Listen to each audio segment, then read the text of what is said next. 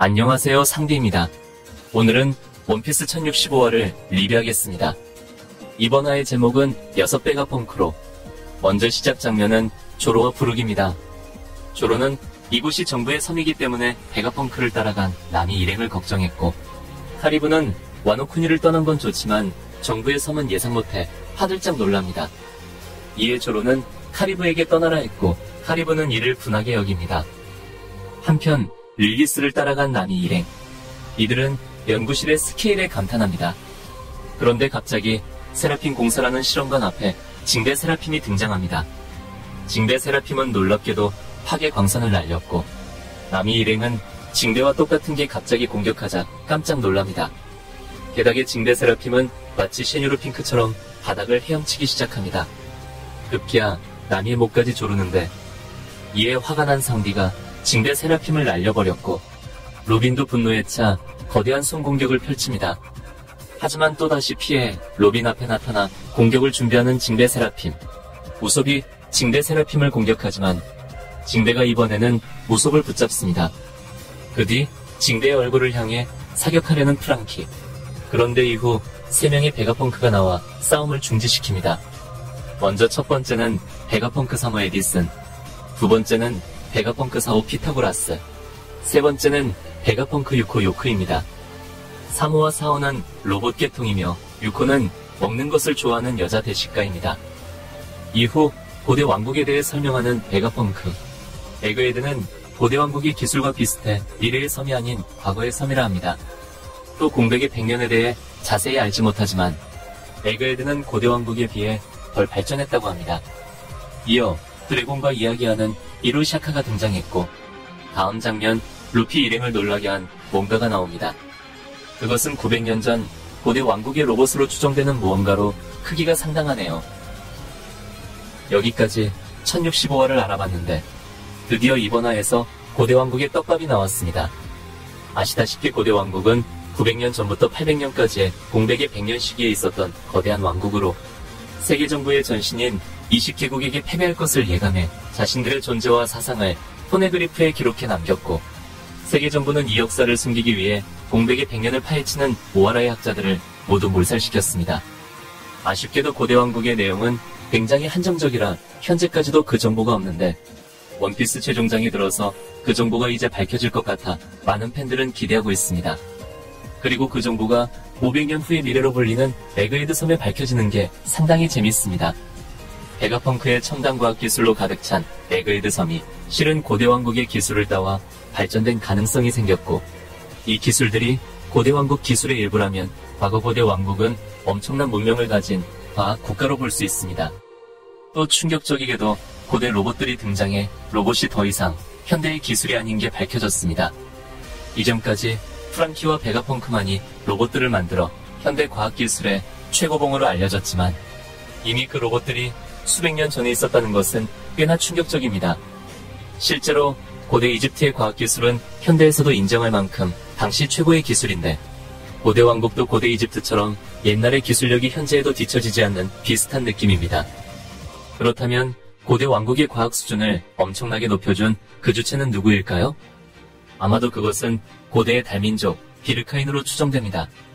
에넬이 달에서 본 벽화를 보시면 고대의 달민족들이 상당한 문명을 자랑합니다. 그리고 표지 제목 아래에 자원 부족으로 푸른빛별로 날아가다 라고 합니다.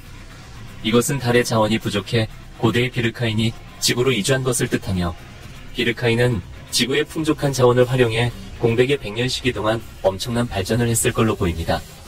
이 때문에 당시 20개국은 비르카인의 새로운 문명을 시기했을 것이고, 끝내는 연합해 이들을 멸망시키지 않았을까 생각합니다.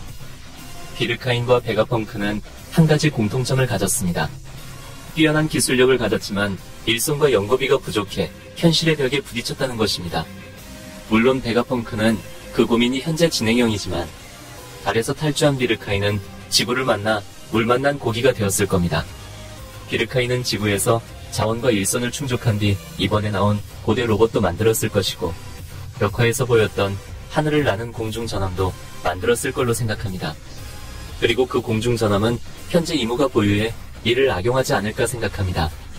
그 결과가 루루시아 왕국의 파괴이며, 이모가 대놓고 공중전함을 쓰지 않은 이유가 공백의 100년 역사와 관련되기 때문에 철저히 은폐한 것 같습니다.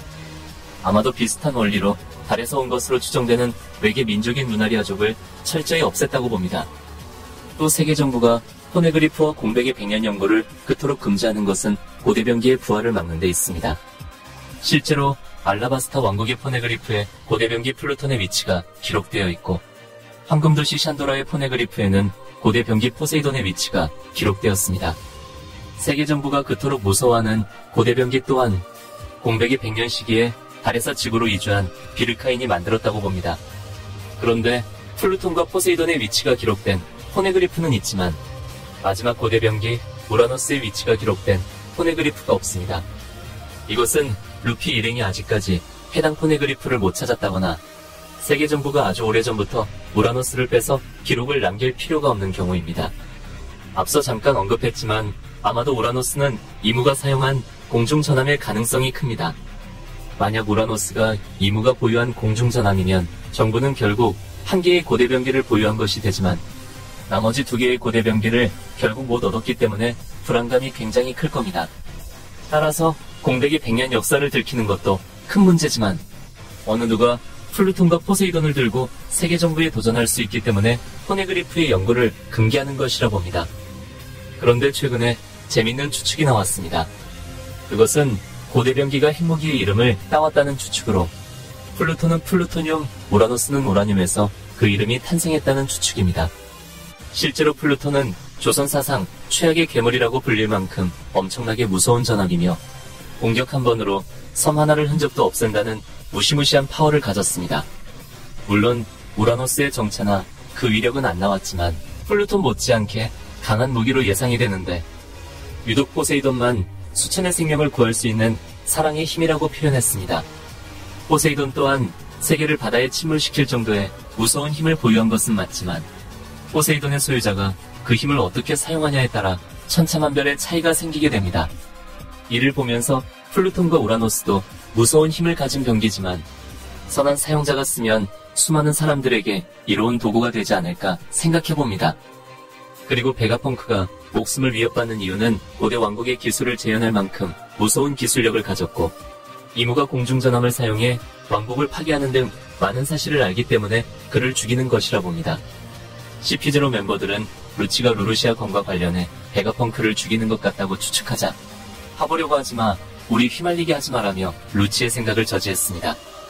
아마도 이무는 불편한 진실을 많이 하는 자를 결코 살려둘 수 없는 입장이며 연구소에 귀중한 것들을 남겨 그가 쌓아온 기술력만 쏙 빼먹을 생각 같네요.